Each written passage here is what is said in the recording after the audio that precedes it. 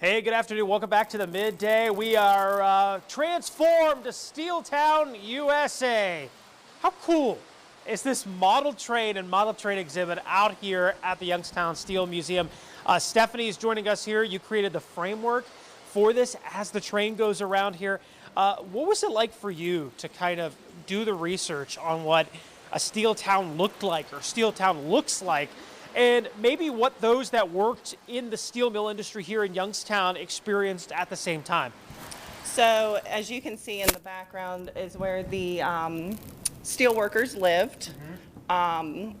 Basically, they were close enough to the steel mills. And my job was, as an intern, was to create the interpretive framework around how this railroads operated within the steel mills. So how they brought in the raw materials as well as transporting them interplant through the steel mills from one area of steel production to another, and then finally your finished product and how they transported them out. And it was very important because it was an inexpensive compared to shipping.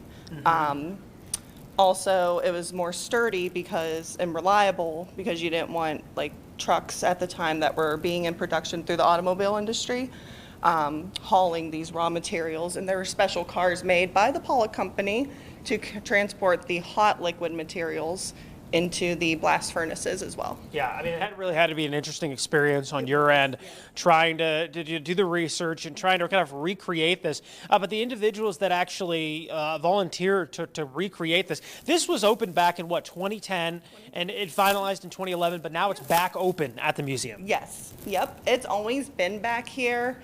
It was just something that they wanted to revamp, and we wanted to update the signage for the club as well and give them a little special thanks for gifting the museum this wonderful creation, as well as the interpretative framework on the one slide panel over there.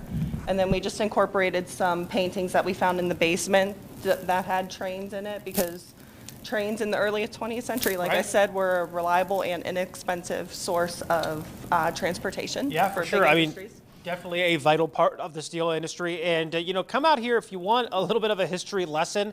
Take it, if you're a teacher, take your class out here. There's so much that we talked about even earlier in the morning show, too, that's in the other room. They're celebrating their 30th anniversary here at the Youngstown Steel Museum. Of course, you could check out how the trains really were incorporated into the Steel Museum. And Stephanie, great job for all the work that you did, all the hard work you did. There was a lot of volunteers that did a lot of hard work, too. So come out and check out everything that they did, everything more that the Youngstown Steel Museum has here for their 30th anniversary in 2022.